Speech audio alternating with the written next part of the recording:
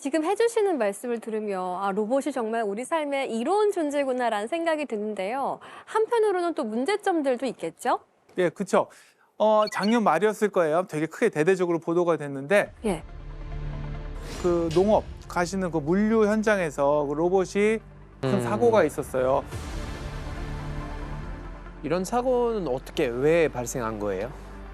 저희가 이제 뭐 현장에 가보지 않은 사진을 볼 때는 우리가 이게 안전사고라고 그러죠. 그런 일이 벌어졌던 것 같아요. 로봇을 보시면 굉장히 크고 육중합니다. 그 로봇은 이제 저희가 지속적으로 말씀드린 산업용 로봇이라는 거고요. 산업용 로봇은 크고요. 빨리 움직여서 무거운 걸 질 수가 있어요. 그 대신에 위치를 이동시키는 데만 중점이 있기 때문에 그 사이에 뭐가 있는지를 잘 생각을 하지 않아요. 그래서 우리가 위치 A에서 위치 B로 갈 때 B에 뭐가 있었다. 그래도 걔는 무조건 갖다 놔야 돼요. 근데 뭔가 저항이 있으면 힘이 점점 커지면서 그 무조건 거기 갖다 놔야 되는 거죠. 이것 때문에 우리가 로봇에 대해 근심을 하고 있었는데 벌써 이제 그런 일이 벌어지고 있다고 고민하는 것 같아요. 요즘 이제 우리가 개발하는 로봇은 협동 로봇이라고 얘기를 해요. 그 협동 로봇은 뭐냐면은 산업용 로봇 같은 형태는 비슷한데 여러 가지 센서들이 붙어서 만약에 우리가 A에서 B로 가는데 B에 뭔가가 있다.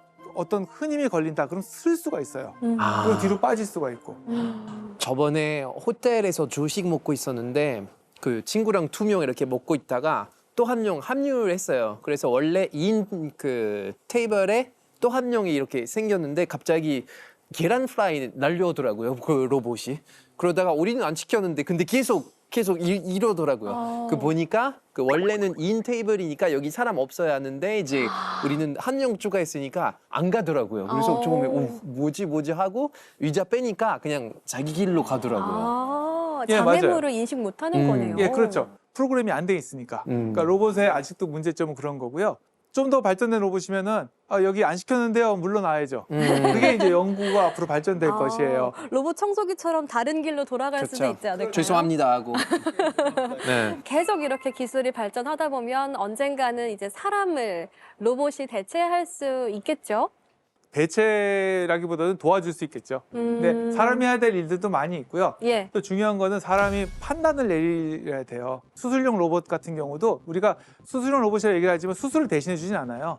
사람이 하는 수술을 보조해주고 굉장히 작은 영역에서 그것들을 조정을 받아서 움직이는 거 우리가 수술용 로봇이라고 그러고요.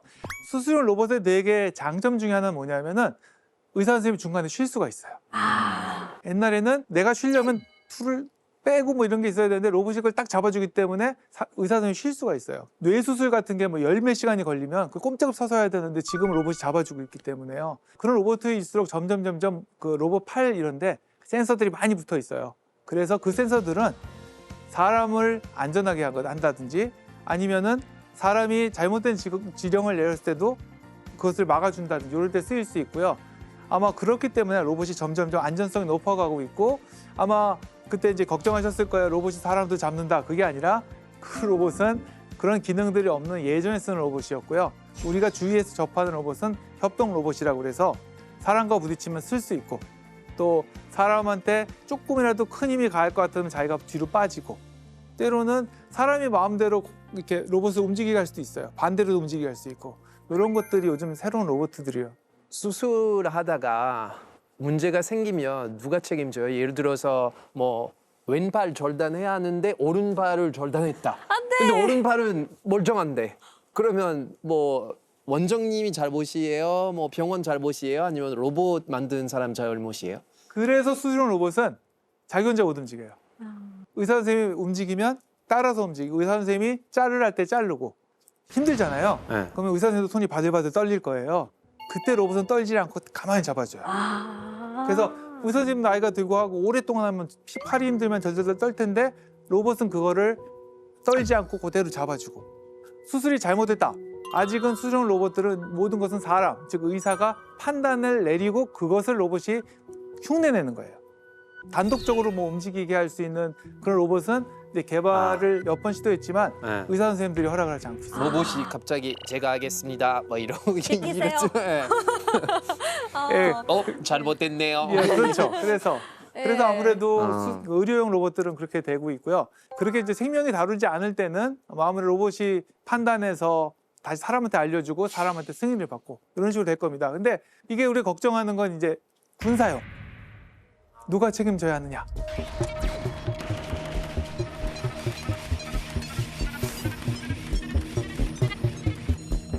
진짜로 우리가 뭐 게임하듯이 뭐 드론을 써서 무슨 뭐 폭격을 했다는 이런 얘기가 들리는 것도 이제 국방 쪽은 심각한 얘기예요. 누가 주도권을 갖느냐. 왜냐하면은 어떤 경우는 사람이 허락할 시간이 없을 때도 있잖아요. 예. 그렇기 때문에 국방이나 이런 쪽에서는 아주 치열하게 누가 책임을 져야 할 것인가 얘기를 하고 있어요. 근데 그 의료나 이런 것은 아직도 사람이 결정을 내리고 그걸 따라간다. 이렇게 되고 있습니다.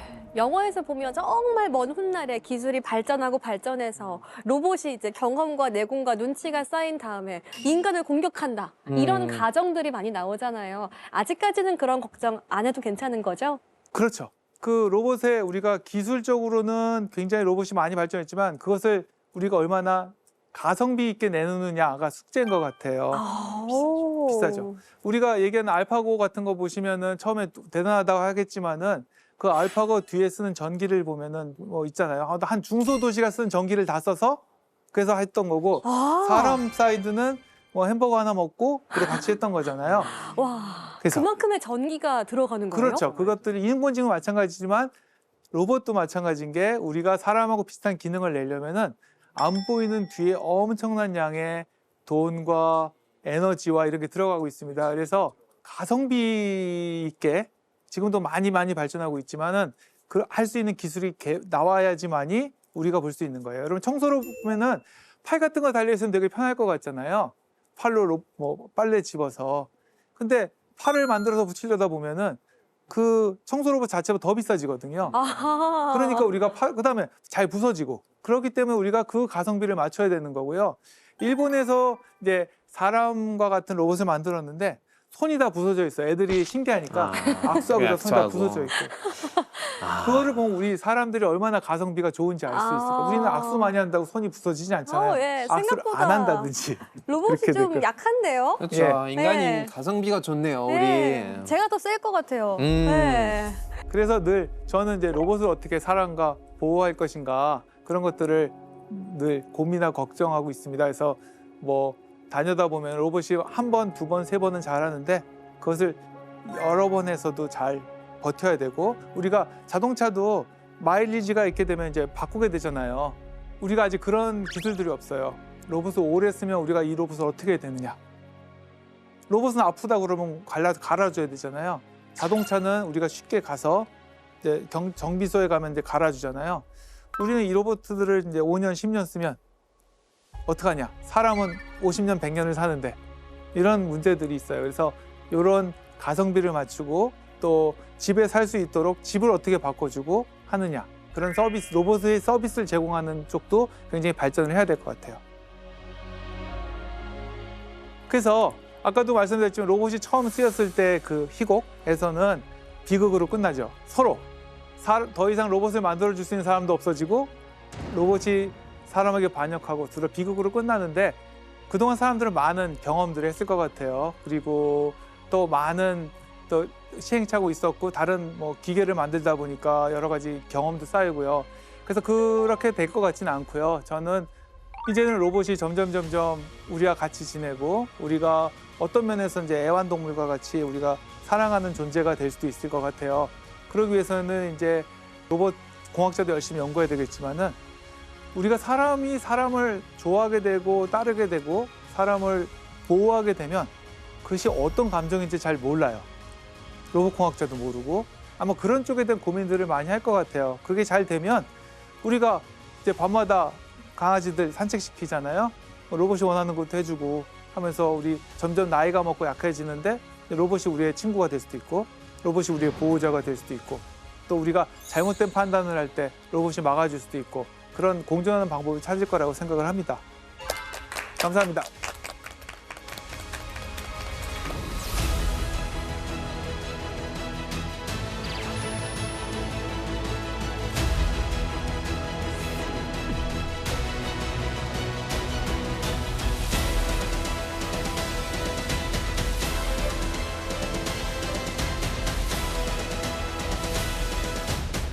네, 교수님 강연 참 재밌게 잘 들었습니다.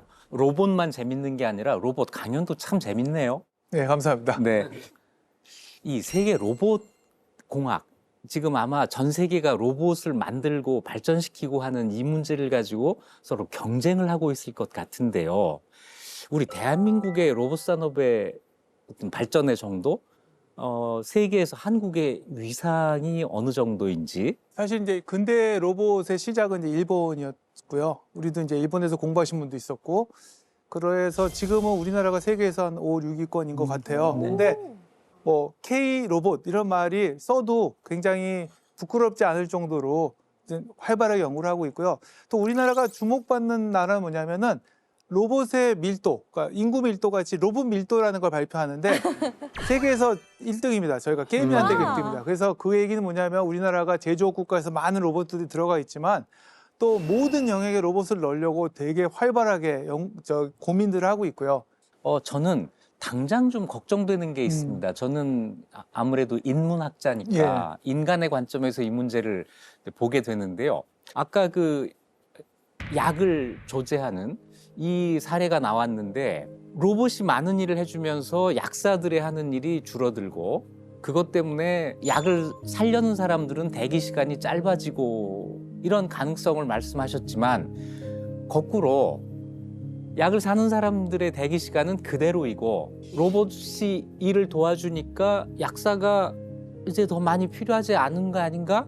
그렇게 되면 약사로 먹고 살던 사람들, 이 사람들이 실업자가 되는 이런 일도 생기지 않을까 합니다. 그래서 뭔가 이런 문제를 미리 예상하고 미연에 방지할 수 있는 사회적인 안전판 이런 것이 좀 필요하지 않을까 하는 생각이 드는데요. 아무래도 그것 때문에 고민들을 많이 하고요. 빌 게이츠가 먼저 얘기하긴 했었는데요. 로봇세를 도입해야 된다. 로봇세. 아니, 로봇세라는 게 뭐냐면 우리가 각종 기술로서 자동화로서 많은 이익이 발생하고 가만히 있게 되면 이제 경영자들은 최대 이익을 위해서 로봇을 많이 집어넣고 그러다고 사람을 많이 이제 잘라내고 할 쪽으로 갈 수밖에 없는데 그 이익을 로봇세라는 형식으로 받아내야 되지 않을까라는 게 아마 대안으로 얘기가 되고 있어요. 미리 지금은 이제 로봇세라는 걸 고민해서 자동화라는 기술 도입으로 생긴 너무 과도한 이익에 대해서 그것들을 회수해서 그렇게 직장을 잃는다든지 하는 사람들의 재교육 아니면은 그 라이프를 서포트할 때 쓸 수 있는 그것들이 아마 심각하게 생각해 봐야 되는 거고 빌 게이츠라는 분은 이제 옛날에부터 그런 얘기를 했지만 이제 지금은 각국에서 그런 걸 고민하고 있는 걸로 알고 있습니다. 네, 실제로 그런 고민을 하시는군요. 먼저 두 분은 어떠셨어요? 네, 저는 앞으로 더 많은 방면에서 로봇과 함께 협력하면서 살 텐데 그때 우리가 어떤 지혜를 발휘해야 할까 이런 고민이 더 깊어진 것 같아요. 저는 여태까지 로봇이라고 생각하면 뭔가 인간을 대체한다 또는 인간의 일자리를 빼앗는다라고만 생각했는데 어차피 우리는 로봇과 계속 공존해야 할 거고 뭐 일정한 교육과 뭐 정책들이 있으면 로봇이랑 이렇게 공존하는 것도 괜찮을 것 같다는 생각이 들게 됐네요. 그런데 그 로봇이란 말이 처음 나온 체코의 그 희곡, 이 희곡은 로봇의 반란으로 비극으로 마무리가 됐지만 아무래도 교수님께서는 앞으로의 로봇은 인간과 친하게 지낼 수 있을 것이다. 교수님 말씀대로 이 로봇이 우리에게 꼭 필요한 존재이고 정말 그렇게 되기를 저도 바랍니다. 네, 자 오늘 지혜의 숲 카이스트 김정 교수님께 인간은 로봇과 얼마나 친해질 수 있을까라는 주제로 말씀을 들었습니다. 다시 찾아뵙겠습니다. 고맙습니다. 감사합니다.